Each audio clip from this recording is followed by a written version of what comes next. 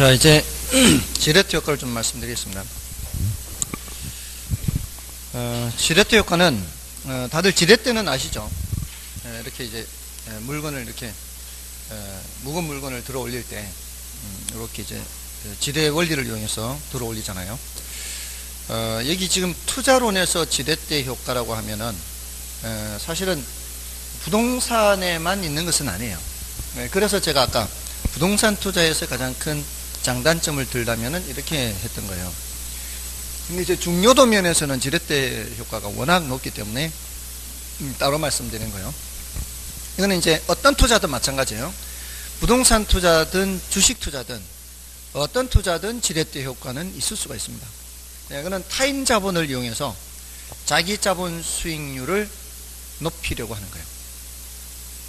타인 자본을 이용해서 자기 자본 수익률을 높이려는 겁니다. 자, 요거를 이제 숫자를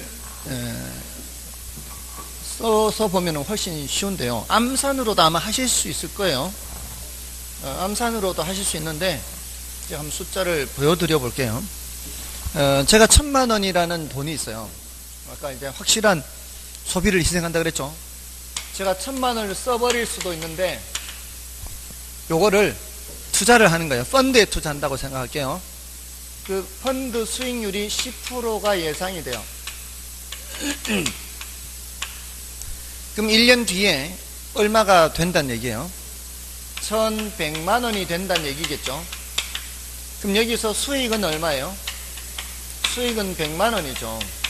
수익이 100만, 요 10%가 예상된 대로만 된다면 그러면은 1000만 원에 100만 원이니까 10%의 수익률을 얻을 수가 있어요. 자, 근데 마침 저한테 마이너스 통장 1000만 원짜리가 있거든요. 마이너스 통장 1000만 원짜리가 있어요. 여기에 이자율이 5% 이자율. 마이너스 통장 하면은 항상 뭐를 생각해야 돼요? 남의 돈이니까 이자 주는 걸 생각해야 되죠. 그 이자율이 5%인데 얘도 함께 투자를 하는 거예요. 물론 펀드에 이렇게 넣으면 이제 똑같이 10% 예상되는 건 똑같죠. 그럼 얘도 얼마가 되는 거예요? 1년 뒤에 1100이 되겠죠. 그러니까 이건 일단 1000만 원 집어넣으면 얘도 1100만 원이 될 거 아니에요. 근데 얘도 수익은 100이지만 이거는 여기에 뭐를 빼야 돼요? 이자 5%를 빼야 되죠. 그러면 나한테 떨어지는 건 얼마예요? 50이 떨어지는 거죠. 맞나요? 내 돈으로만 투자하면은 1000만 원에 대해서 100만 원만 버는 거죠. 남의 돈 1000만 원하고 같이 투자하면은 총 2000만 원을 투자하는 거지만 총 2000만 원이지만 그 중에 내 돈은 1000만 원이에요. 그래서 버는 거는 내 돈도 100만 원 벌고 남의 돈도 100만 원 벌지만 남의 돈에 대한 이자만 주고 남는 돈은 내가 챙긴다는 거죠. 그러면은 내 돈으로만 친다면 150을 벌게 되는 거죠. 전체를 투자했을 때 내 돈으로만 계산한다면 그러면은 1000만 원이 15%를 번 것이죠. 맞잖아요. 내 돈 1000만 원이 150을 번 셈이라고요. 뭐만 주고 남는 거는 내 거니까. 이자만 주고 남는 거는 내 거니까. 물론 원금도 이제 1000만 원 상환을 해야 되겠죠. 상환할 때는 1050만 원을 상환하는 거죠. 1100인 거를 1050만 원을 상환하고 50만 원은 나한테 떨어지니까 내 돈 1000만 원은 150을 번 셈이다 이 말이에요. 맞나요? 이럴 때 이 1000만 원에 대해서 150 요거를 지렛대 효과를 얻어서 이렇게 된 거라고요. 맞나요? 내 돈으로만 했으면 10%밖에 못 벌 것을 남의 돈 마이너스 통장 하나 이용을 했더니 15%를 번 셈이에요. 여기에 대해서는 2000만 원에 대해서는 똑같이 10%예요. 2000만 원은 200을 번 거예요. 근데 내 돈 1000만 원은 150을 번 거죠. 그렇게 따지는 거라고요. 마이너스 통장 한 개 더 있어요. 요것도 이자율 5%예요. 요것도 함께 투자를 하면은 10%가 예상되면 전부 다 투자하는 거예요. 이제 3천을 투자하는 거예요. 요것도 1100이 되는데 요것도 수익 100만원 중에서 50만원 빼면은 나한테 떨어진 50이 또 어디에 더해지는 거예요? 여기 또 더해지면 얼마야 이제? 200이 되는 거죠. 맞나요? 자, 이쯤 되면은 마이너스 통장 한 10개 있으면은 괜찮지 않을까요? 근데 원하는 대로 돼야 되죠, 이게. 예상대로 돼야죠. 만약에 예상대로 안 되고 수익률이 제로가 되면 어떻게 해요? 수익률이 마이너스까지 안 가도 돼요. 제로가 돼버리면. 제로면은 제로까지 안 해도 돼요. 2%만 해도 돼요. 2%. 2%가 되면은 얘가 얼마 버는 거예요? 20만원 버는 거죠. 얘도 얼마 버는 거예요? 20만원 버는 거고, 얘도 얼마 버는 거예요? 20만원 버는 거예요. 근데 얘는 이자 줄 필요 없죠. 내 돈이니까. 근데 여기는 이자 얼마 줘야 돼요? 50만원 줘야 돼요. 근데 20만원 가지고 이자도 안 되니까 내 돈에서 30 먼저 줘야 돼요. 여기서는 여기도 마이너스 30. 자, 내 돈이 번 거는 20인데 이거 가지고 이거 30 먼저 주기도 모자라죠. 그럼 내 원금 1000만원에서 떼서 줘야 돼요.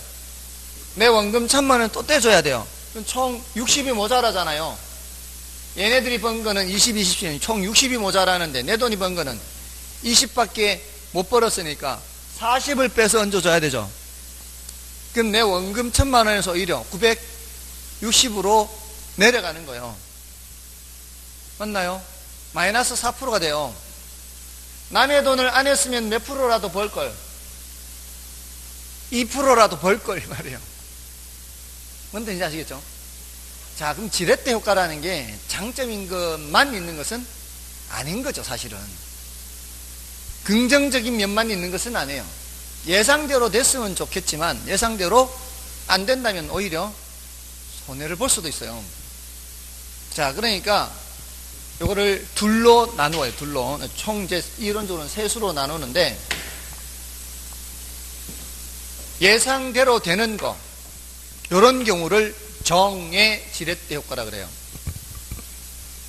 노란 걸로 된 거를 부의 지렛대 효과 마이너스, 정의 외부 부의 외부 했던 것처럼 지렛대 효과는 우리는 어떤 걸 원하는 거예요? 당연히 정의 지렛대 효과를 원하는 거죠. 정의 지렛는 자, 이게 가장 중요해요. 이자율. 이자율보다 높은 수익을 내느냐, 이자율보다 낮은 수익을 내는, 여기 문제예요. 이자율보다 당연히 높은 수익을 내야 이자율만큼의 이자를 주고 남는 거는 내가 챙길 거 아니에요. 그래서 이자율보다 뭐가 높아야 되는가 하면은 총자본이라 그래요. 총자본.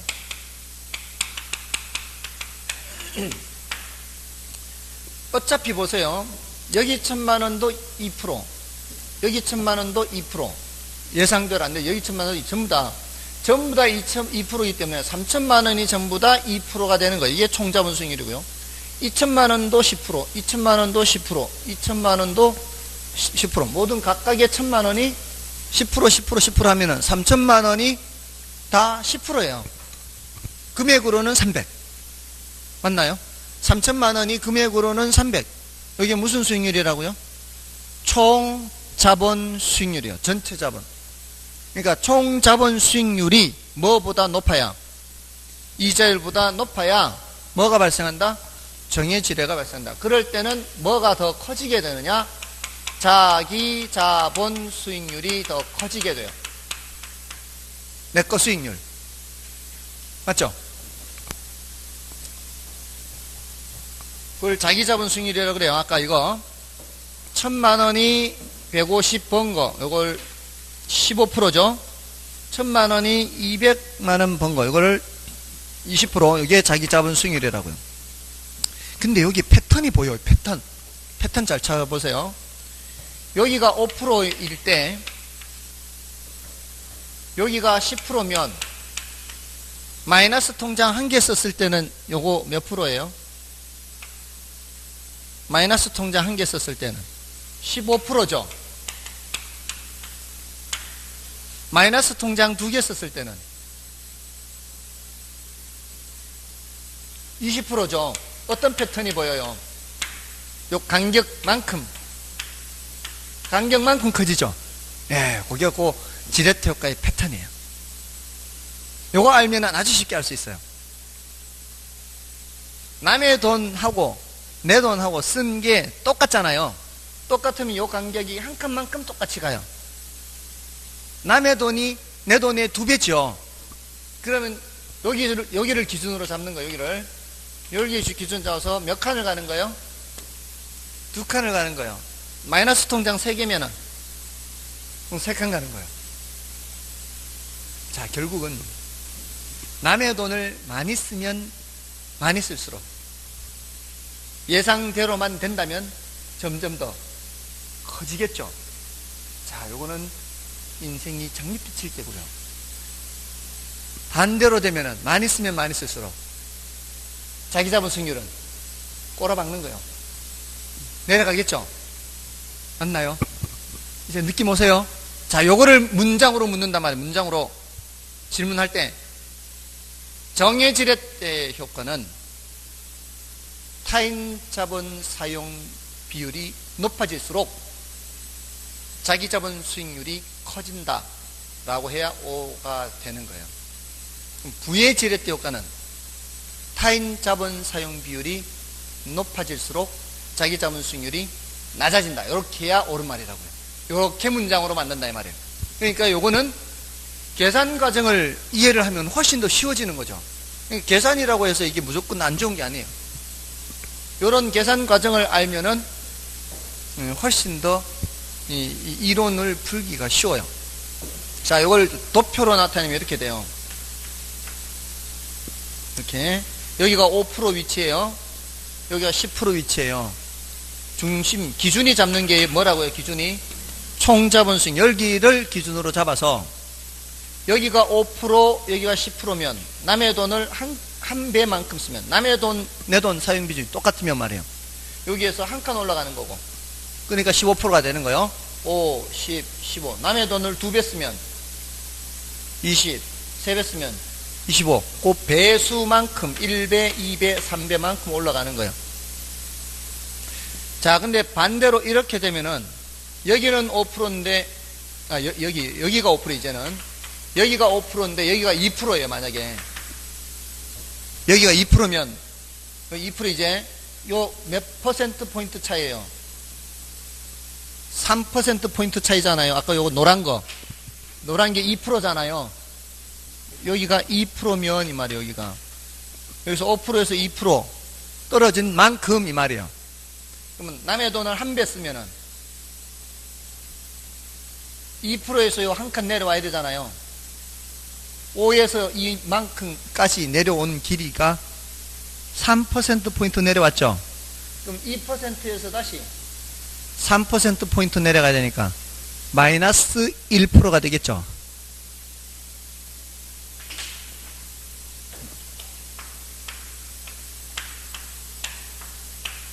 한 칸, 두 칸, 세 칸. 됐나요? 한 칸, 두 칸, 세 칸. 여기 몇이에요? 됐나요? 요 길이만큼 5에서 지금 2 왔잖아요. 5에서 제가 살이 쌓이겠죠. 5에서 2만큼 한 만큼 요 길이만큼 내려가고 이렇게 간다고요. 그러니까 이게 5에서 2만큼 왔잖아요. 그 남의 돈을 한 배 쓰면 요만큼 내려간다고요. 그러니까 여기는 몇이에요? 마이너스 1%. 여기서 다시 한 배 쓰면은 마이너스 4%. 아까 그래서 마이너스 4% 나왔잖아요.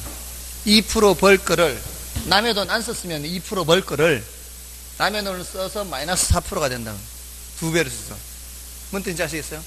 그러니까 남의 돈을 쓰는 만큼 꼬라박을 때는 꼬라박는 거예요. 터질 때는 대박 터지는 거고. 됐나요? 그래서 지렛대 효과를 어떻게 표현을 하느냐? 지렛대 효과란 이렇게 정의 지렛, 부의 지렛 말고요.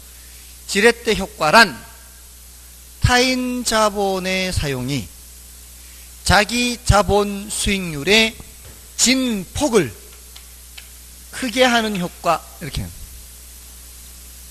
진폭이라는 것은 위로도 올라가지만 아래로도 내려가죠. 됐나요?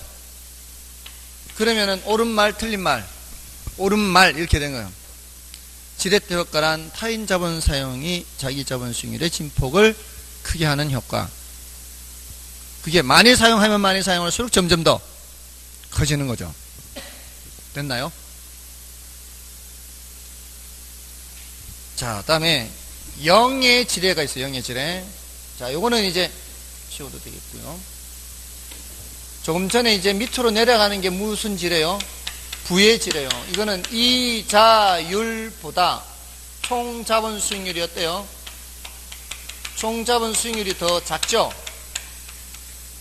그럴 때는 자, 이걸 자기 자본이란 말도 쓰지만 지분이라고도 써요. 이렇게 되는 게 부의 지뢰 효과. 아주 예외적으로 영의 지뢰 효과가 있어요. 영의 지뢰 효과. 이걸 중립적 지뢰라 그래요. 중립적 지뢰는 뭐겠어요? 이자율과 총자본 수익률과 자기자본 수익률이 다 같은 거예요. 이런 건 공교롭게 똑같은 거죠.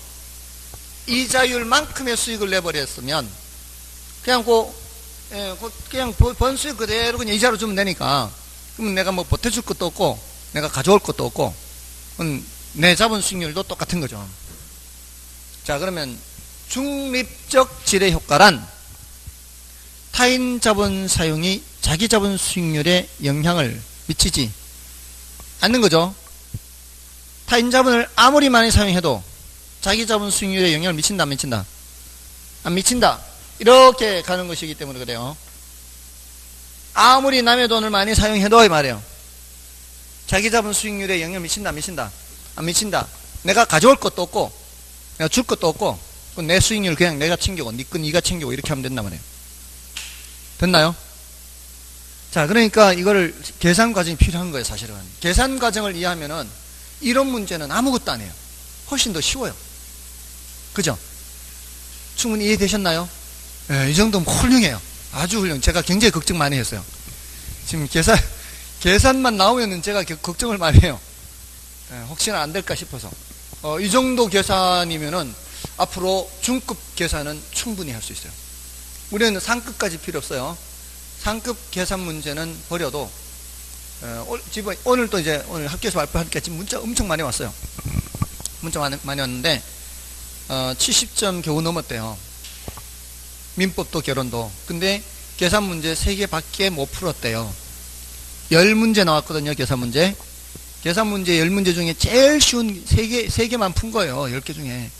근데도 몇 점 넘었다고요? 70점 겨우 넘었대요, 자기 말로는. 이제, 무슨 자랑하는 건지, 뭐, 이렇게 하는 건지 모르겠는데, 아무튼, 그렇게 해도 70점 넘는다, 이 말이에요. 뭔지 이제 아시겠죠? 그러니까 계산 문제가 어렵다 싶을 때는 패스해도 되는데, 다만, 수업 들을 때 가능한 한 이해를 할 수 있다면, 이해를 해 두는 것이 이론 문제 푸는데도 도움이 돼요.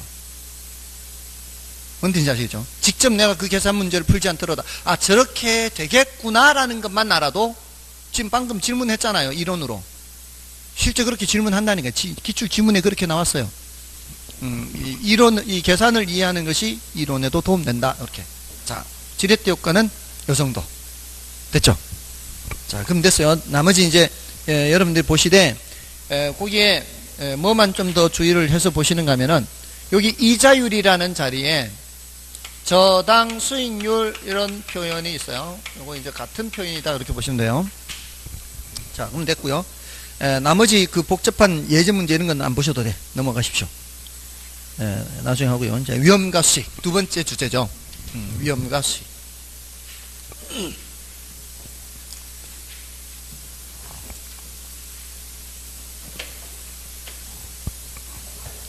자, 지금 방금 공부하신 게요, 사실은 여러분들이 전체 이 공부하시는 과정 중에서 사실은 굉장히 중요도 하지만 약간은 그래도 사람들이 난이도가 높다라고 생각하는 그런 부분이에요. 난이도 중급인데 어떤 사람들은 지렛대 효과 계산 문제 포기하는 사람이 있어요. 이 정도 계산을 포기하는 사람이 있어요. 아무튼 나중에 약간의 변형된 것은 있어도 결국은 기본 형태예요. 전체 수익에서 뭐를 빼서 이자를 빼서 자기 자본 수익률을 계산하는 것. 이 과정은 똑같아요. 자, 이제 위험과 수익을 보겠습니다. 위험이 뭔지, 수익이 뭔지. 자, 요거를 보는데, 자, 일단 우리 교재에서는 위험을 뭐라고 해놨어요? 위험의 개념에서. 위험이란 실현된 결과가 예상한 결과로부터 벗어날 가능성을 뜻한다. 이렇게 돼 있죠. 228쪽에 있죠. 자, 거기서 이렇게 표현을 하지 않고 있다는 겁니다. 위험이란 손실을 볼 가능성이라고 표현하지 않고 있다는 겁니다. 뭐라고 표현하고 있어요? 실현된 결과가 예상한 결과로부터 벗어난다라고 했지, 손실을 볼 가능성이라고 안 하고 있죠. 이 차이가 있어요. 벗어난다라고 하고 있는 거예요. 자, 보세요. A하고 B하고 둘 다 1억을 투자하는 거예요. 자, 호황일 때와 불황일 때 나누어서, 호황이면은 얘는 1억 9천이 된대요. 불황이면 5천이 된대요. 확률은 반반이래요. 앞으로 확률 얘기가 많이 나옵니다. 0.5, 0.5, 50%, 50%. 0.5, 0.5. 확률이 반반일 때는 요렇게 될 수도 있고 요렇게 될 수도 있는 게, 둘 중에 한 번은 이렇게 되고 둘 중에 한 번은 이렇게 된다는 얘기잖아요. 열에 5선이고 열에 5선이고. 그러니까 탁구공 10개를 탁구공 10개에다가 1억 9천 5개 써놓고 5천 5개 써놓고 안 보고 뽑았을 때 한 번은 뭐가 뽑힐 수도 있고 1억 9천이 뽑힐 수도 있고 한번 이렇게 되는 거죠. 근데 지금 뽑기 전의 상황이라면 얼마가 평균적으로 예상된다라고 하는 게 합리적일까요? 뽑기 전에 한 번 뽑을 때 평균적으로 얼마를 뽑는다라고 해야 될까요? 1억? 1억 몇? 이제 이런 거 계산, 밖에서는 계산 잘하는데 여기 수업 시간만 오면 계산이 안 돼요. 1억 2천이라고 하는 게 합리적이지 않나요? 맞잖아. 한 평균적으로 이렇게 한 번은, 만약에 탁구가 한 번은 1억 9천 뽑고 한 번은 5천 뽑았다면은 평균적으로는 1억 2천이라고 해야 되지 않을까요? 그러니까 1억 2천. 그러니까 계산할 때 어떻게 하면 될까요? 그거를 두 개를 더해서 나누기 2로 하거나, 확률이 반반일 땐 그렇게 해도 돼요. 확률이 반반일 때는 두 개를 더해서 2로 나누어도 되고, 확률을 곱해서 두 개를 더해도 돼요. 0.5 곱하기 1억 9천 하면은 9,500이고요. 0.5 곱하기 5천 하면은 2,500이에요. 2,500과 9,500 하면 1억 2천이죠. 이렇게 평균적으로 이렇게 예상이 돼요. 예상이 평균적으로. 아직 뽑지는 않았기 때문에 1억 9천 또는 5천만 생각할 뿐이지 1억 2천인 것은 아니잖아요. 그렇지만 지금 상황에서는 뭐라고 판단하는 수밖에 없어요. 한번 뽑을 때 평균 1억 2천이라고 판단할 수밖에 없다고. 지금 아직 안 뽑은 상태이기 때문에. 맞나요? 그러면 내가 1억짜리를 내놓고, 이 말이에요. 1억짜리 내놓고, 우리 돈 놓고 돈 먹게 하는 거요. 1억 내놓고 한번 뽑는다, 이렇게 생각한다. 뽑는다.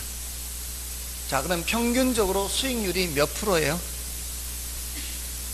20%죠. 평균적으로 수익률이 20%예요. 우리는 수익률 계산할 때는 그렇게 해요. 이 투자에서 예상 수익률이 몇 프로입니다 라고 할 때는 앞으로 이렇게 될 가능성과 저렇게 될 가능성을 대략적으로 봐서 평균적으로 계산해서 수익률을 계산한다고요. 자, 근데 B는 잘 되면은 1억 3천, 못 되면 1억 1천이에요. 요것도 확률은 반반이에요. 자, 요거 얼마라고 예상을 해야 될까요? 요것도 1억, 이것도 1억 2천이라고 해야 되겠죠? 확률이 반반이면. 자, 그럼 이것도 예상 수익률은 몇 프로? 20%. A도 예상 수익률 20%, B도 예상 수익률 20%. 맞나요? 다 그렇게 판단한다고요. 예상 수익률 계산할 땐 평균적으로 계산되는 값으로 계산하는 거예요. 평균. 됐죠? 자, 그러면 A나 B나 수익률이 어떻다? 똑같다. 자, A 하실래요? B 하실래요? A. B? 뒤에는 B? A. B. A. A. 아직 결정 안 했어요?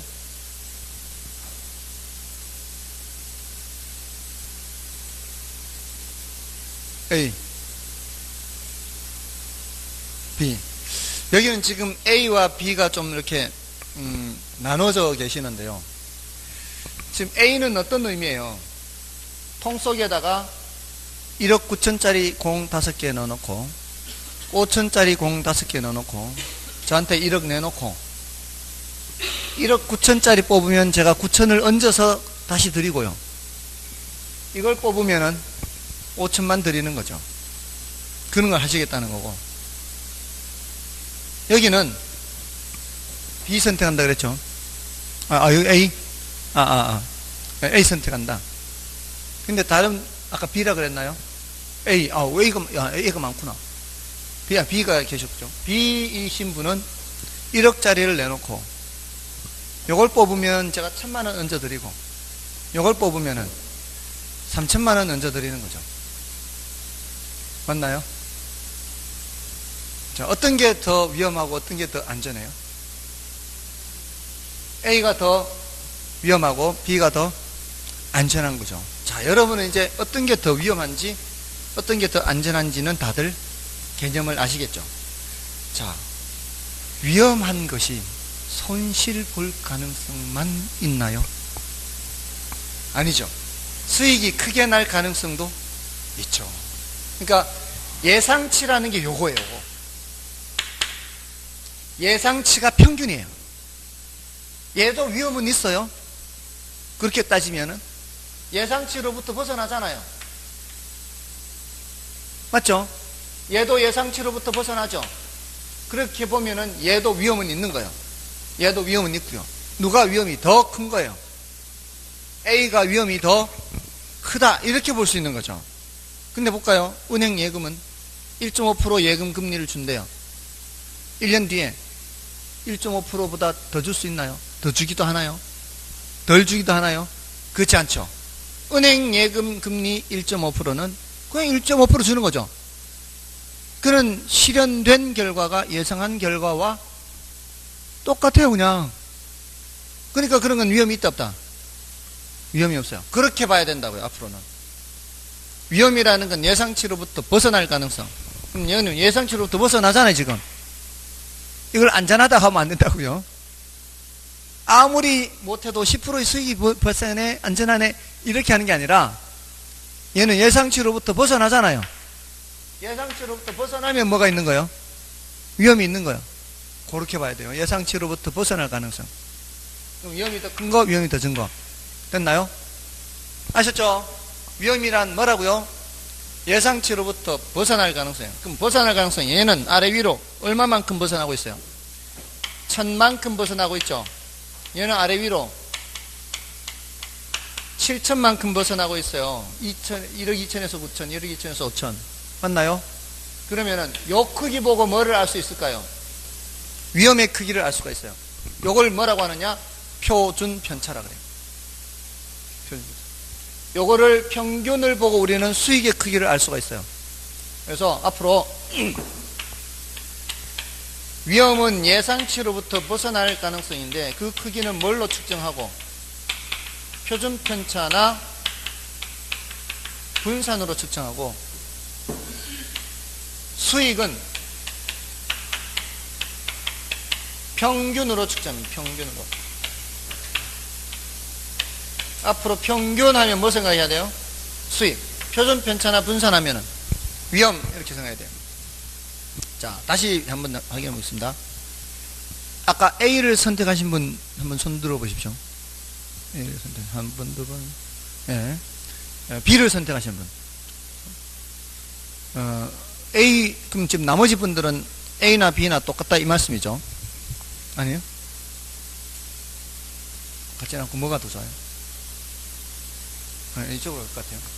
자, 아무튼 자, A를 선택하는 사람들도 있고요, B를 선택하는 사람들도 있고요, A나 B나 똑같다고 생각하는 사람도 있어요. 자, 이런 경우에 A를 선택하는 사람들을 우리는 위험 수구형이라 그래요. 또는 위험 선호형, 또는 위험 애호형. B를 선택하는 사람을 위험 회피형, 위험 기피형, 위험 혐오형, 이렇게 다 같은 의미. A나 B나 똑같다고 생각하는 사람을 위험 중립형이라 그래요. 이 사람들은 A와 B가 똑같다고 생각하는 사람들은 이 차이 1000이나 7000을 안 보는 사람들이에요. 위험의 크기를 안 보는 사람들. 뭐만 똑같으면 똑같은 거예요.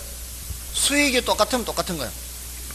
자, 근데 우리는 어떤 사람을 전제로 할 거야, 앞으로? 어떤 사람들이 대부분일까요? 이런 상황에서 A를 선택하는 사람이 더 많을까요? B를 선택하는 사람이 더 많을까요? B가 많을 것 같죠. 근데 왜 A를 선택했어요? 성향이. 제가 수업을 다니다 보면은 꼭 어떤 집단에는 정신세계가 남다른 분이 계세요. 정신세계가 남다른 분이 계시는데 오늘따라 여기는 유단위도 많아요. 다른 데서는 한 명이 있을까나 말까인데 여기는 수두룩해요. 보니까 그런 생각을 갖게 되는 이유가 뭐예요? 어차피 인생 한 방, 예? 못 먹어도 고. 그러니까 인생 한 방 아니에요. 인생 한 방. 이렇게 되면 어떡할 건데요? 1억 모으려고 지금까지 먹을 거 안 먹고 입을 거 안 입고 겨우겨우 1억 모아가지고 투자를 했는데 한 방에 5천 날아가 버리면 다시 모아가지고 또 하면 되니까.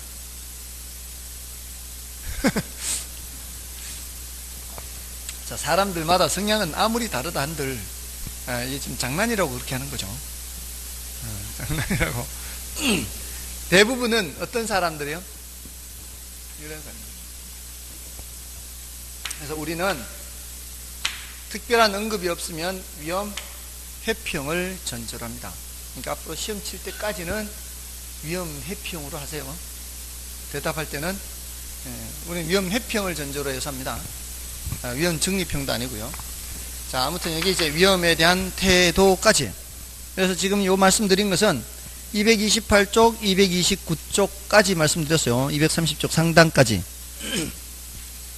자, 그렇게 말씀드리고, 자, 이런 이제 위험의 개념, 그리고 위험에 대한 태도까지 했어요. 위험에 대한 태도. 사람들의 이제 위험에 대한 태도가 좀 다르다는 거예요.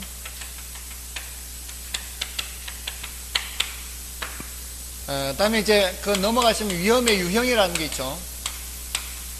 위험의 유형. 있죠.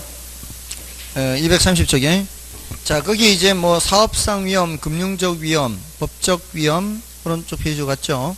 인플레 위험, 유동성 위험. 자, 이런 여러 가지 위험의 유형들이 있는데, 그 중에서 2번의 금융적 위험과 4번의 인플레이션 위험, 요 두 가지를 좀 더 주의해서 보시면 되고요. 자, 요거는 이제 나중에 설명드릴 기회가 있으니까, 지금 단계에서는 이런 게 있다. 좀 체크만 해드리고요. 그 사업상 위험만 좀 설명드리고 지나갈게요. 나중에 2번과 4번을 좀 구별을 해야 되는데, 사업상 위험은 어렵지 않아요. 말로 표현하니까 이제 낯설어서 그러는 건데, 사실은 여러분들도 다 생각할 수 있는 위험이 사업상 위험이에요. 여러분이 만약에 이 동네에다가 호프집을 차린다, 치킨집을 차린다, 뭐 옷가게를 차린다, 신발 가게를 차린다, 뭐 음식점을 한다, 뭐 이렇게 뭔가를 하는 게 사업을 하는 거죠. 다 사업을 하는 거예요. 그게 또 부동산 쪽으로 오면은 우리 나중에 합격해서 중개업을 하는 것도 사업하는 거고요. 부동산 개발하는 것도 사업하는 거예요. 자, 그러면 그 사업할 때 여러분들이 제일 걱정되는 게 뭘까요? 앞으로 여러분들이 뭔 사업을 오픈한다면 제일 걱정되는 게 뭘까요? 손실 볼 가능성. 그러니까 뭐 때문에 손실 보는 거예요? 문을 열었는데, 예? 개점 휴업. 개점 휴업이라는 게 손님이 없는 거죠. 그게 제일 걱정되는 거 아닌가요? 손님 없는 거. 이게 제일 문제예요. 근데 그 손님 없는 게 이유가 뭘까요? 수요가 없는 거죠. 사람들이 안 찾는 건 수요가 없을 수가 있고요. 또 하나는 공급이 너무 많아요. 공급이. 우리나라 치킨 공화국이라고 하죠. 치킨 굉장히 좋아하거든요. 저 수요가 적은 거 아니에요. 우리나라 사람들 치킨 엄청 많이 먹어요. 수요가 적은 게 아닌데 뭐가 너무 많은 거예요. 공급업체가 너무 많은 거예요. 그러니까 그 한 집당 찾는 수요자들은 적은 거죠. 그러니까 수요 또는 공급이 문제예요. 장사가 안 되는 거는 수요가 너무 적거나 공급이 너무 많거나, 이게 사업할 때 제일 걱정 아닌가요? 요거를 시장 위험이라고 하거든요. 시장 하면은 뭐 생각하는 게 90%인가 하면은 수요 공급 생각하는 게 90%예요. 자, 그러니까 결국 수요 공급의 문제예요. 제일 우리가 사업할 때 걱정되는 게. 그러니까 사업상 위험에서 제일 걱정되는 게 뭐라고요? 시장 위험이에요. 시장 위험. 시장 상황이 별로 안 좋은 거죠. 자, 근데 이럴 수도 있거든요. 장사 잘 돼요. 장사 잘 된다는 거는 시장 상황은 괜찮다는 얘기죠. 수요 공급 문제는 없다 이 말이에요. 근데 불이 홀랑 나버렸어요. 그럴 수도 있잖아요. 또 장사 잘 되는데 직원이 돈 들고 튀었어요. 뭐 이런 거. 또는 직원이 사고가 났어. 뭐 폭행 사건이 났어. 뭐 그 가게에서 사람들 싸우다가 뭐 한 사람 쓰러졌어. 뭐 이런 식으로 가게에서 뭐 이런 것들은 장사는 잘 되는데 운영상 나타날 수 있는 각종 위험이 있다는 거죠. 사업할 때는 이런 게 다 있어요, 사실은. 자, 따지고 보니까 다 들어보신 얘기들이죠. 자, 그 다 들어보셨는데 여기서는 그 통틀어서 무슨 위험이라고 하고 사업상 위험이라고 하고, 그 중에서 장사 안 되는 거는 무슨 위험? 시장 위험. 장사는 잘 돼도 그 과정에서 나타날 수 있는 각종 위험을 포괄적으로 운영 위험. 그러니까 사실 여러분들이 다 경험을 하시는 것들이고 들어본 것들이에요. 근데 그걸 표현으로만 그렇게 하고 있다는 거죠. 그러니까 그걸 빨리 접목을 시키면 돼. 아, 사업상 위험에 장사 안 되는 거 시장 위험. 그 나머지 포괄적으로 운영 위험. 특히 부동산의 위치와 관련된 거는 위치적 위험. 끝이에요. 사실 그 내용을 그렇게 듣고 보면 아, 그런 게 있겠구나. 자, 그래서 사업상 위험 말고도 금융적 위험, 이거 자금 융통과 관련되는 거요. 자금 융통, 금융적 위험. 그다음에 법적 위험, 법 개정이라든가 정부 정책 변화, 인플레 위험, 인플레와 관련된 위험, 유동성 위험. 이거는 아까 한 거나 다름없어요. 부동산은 뭐가 낫다 그랬어요? 유동성이 낫다 그랬죠. 그러니까 앞으로 요 두 가지만 조금 더 주의를 하면 돼요. 오늘 이거 설명드렸으니까 앞으로 금융적 위험과 인플레 위험을 조금 더 주의하면은 별거 아니에요. 자, 이렇게 하고요. 그다음에 이제 수익으로 넘어가요. 수익. 자, 수익률. 좀 전에 수익은 뭘로 측정한다 그랬어요? 수익은 평균으로 측정한다 그랬죠? 요거. 1억 2천 평균 보고 뭘 알 수가 있어요? 1억 투자해서 2천의 수익이 생기잖아요. 그러면 수익률이 20%다 알 수 있죠. 그래서 수익은 뭘로 측정한다? 평균으로 측정한다. 자, 근데 이제 오늘은 기대 수익률과 요구 수익률과 실현 수익률 요거 비교 정도만 하면 되겠습니다. 비교만 할 수 있으면 돼요. 기대 수익률, 요구 수익률, 실현 수익률 세 가지. 자, 이 기대 수익률을 예상 수익률이라고 해야 이해하기가 쉬워요. 예상 수익률. 자, 조금 전에 맨 왼쪽에 여기 다시 와서 보세요. 이쪽에. 이게 A의 예상 수익률이 몇 프로? 20%. B의 예상 수익률이 20%. 그게 바로 기대 수익률이에요. 아시겠죠? A의 예상 수익률 20%, B의 예상 수익률 20%. 똑같은 기대 수익률을 말하는 거예요. 자, 그러면은 제가 이제 다른 예를 들어볼게요. 저런 것처럼. 자, 이거 썼다 지울 거예요. 확률이 반반인데요. 잘 될 때는 6%가 발생하고요, 수익률이. 못 될 때는 0%가 발생하는 그런 수익률이, 이러한 수익률을 보이는 부동산이 있어요. 잘 될 때는 6%, 못 될 때는 0%예요. 평균적으로 몇 프로예요? 평균적으로는 3%가 되겠죠. 네, 이게 평균이에요. 자, 표준 편차는 이제 아래 위로 3%가 되겠죠. 자, 이런 부동산이 있다면, 만약에 1억 투자해서, 잘 되면은 600만원 벌고, 안 되면은 그냥 제로예요. 그냥 평균적으로는 3%. 자, 여러분들 같으면 이거 하시겠어요? 하시겠어요? 평균적으로 3% 하시겠어요? 안 할 것 같아요? 안 할 것 같고, 안 할 것 같고. 역시 아까 대답한 거하고 비슷해요, 보니까. 이 대답하신 분들이. 아까 A 선택하신 분들은 한다고 대답하고요. B 선택하는 이런 분들은 좀 아닌 것 같고요. 자, 지금 누구는 한다라고 했고요. 누구는 안 한다라고 했어요. 한다라고 한 분들은 이 정도면 괜찮다라고 보는 거죠. 맞나요? 왜? 은행 금리 1.5% 생각하면 이 정도면 괜찮지 않나, 평균적으로? 물론 제 잘못되면은 0%이긴 한데, 근데 안 한다고 하는 분은 은행에 넣어놓으면은 마음 졸일 필요 없이 그냥 안전하게 그냥 1.5% 버는 게 낫지. 혹시라도 잘못되면 제로밖에 안 되는데 이거 가지고는 못하겠다, 이런 거 아닌가요? 그죠? 아니에요? 그건 뭐 때문에 안 하는 거예요? 안 한다 그랬잖아요. 예? 다른 데 투자한다. 이거 말고 지금 저런 분은 어딘가 지금 좋은 데가 있어요. 좀 알려주세요.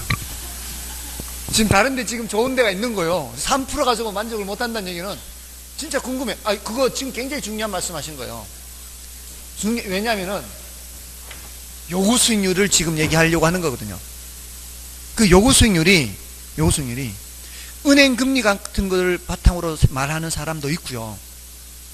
자기가 지금 딴 데 투자하고 있는 데가 있거든.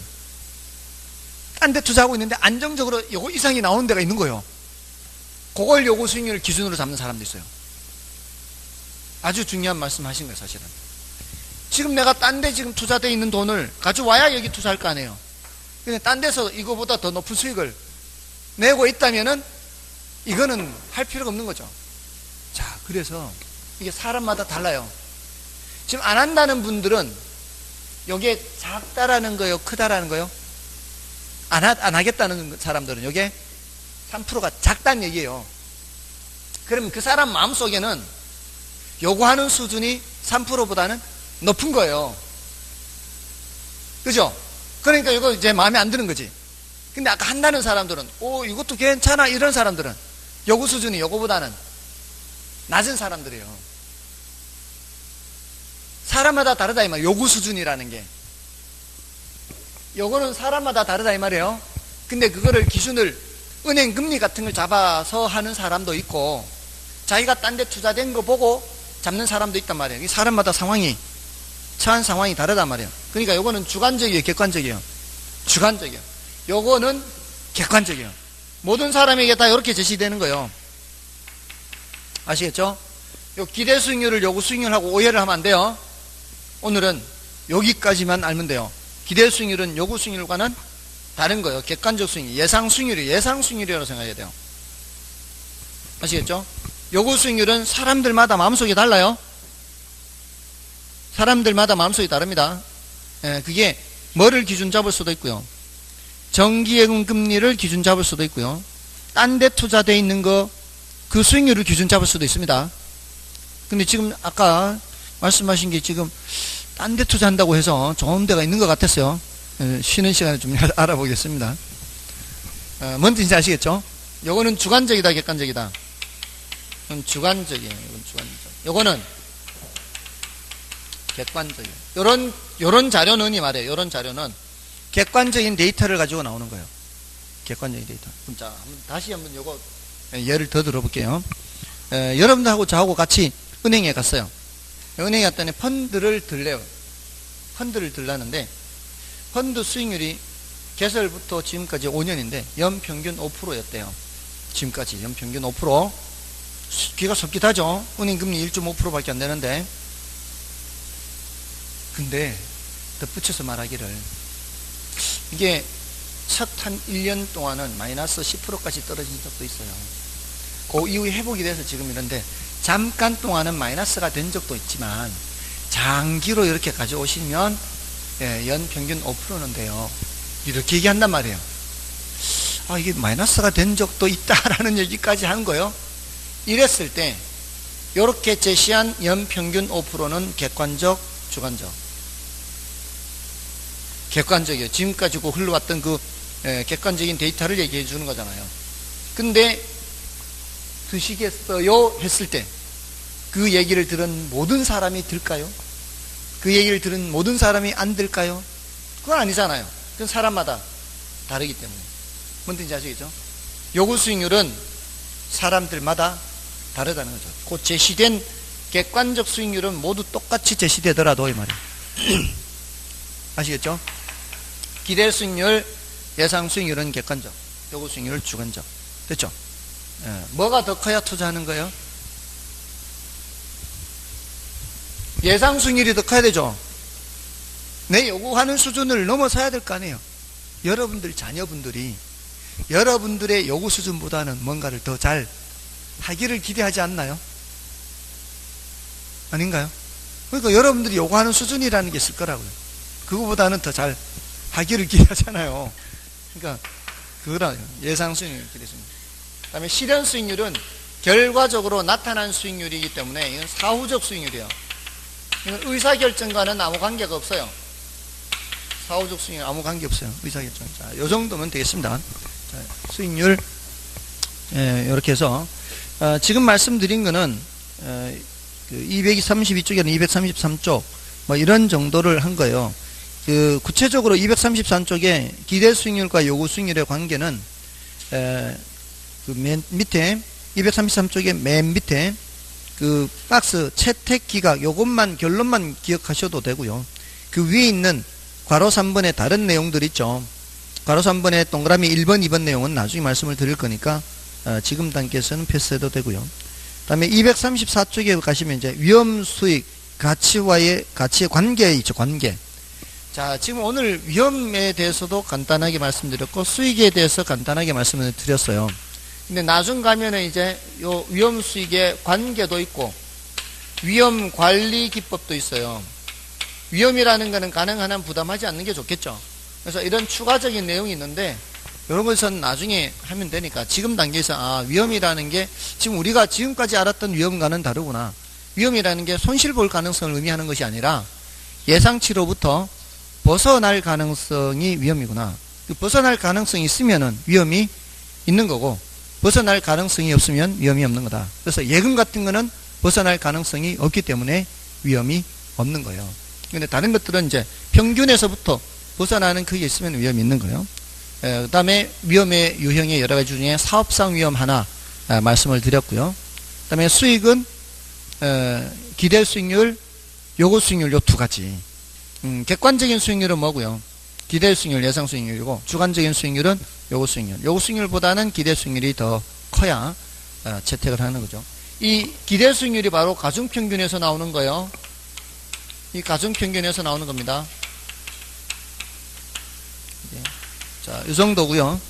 나머지 위험 수익의 나머지 내용들은 나중에 말씀을 드리고 자, 이제 뒤에 포트폴리오 이론이나 뭐 이런 것들은 이제 좀 쉬고 말씀을 드리겠습니다.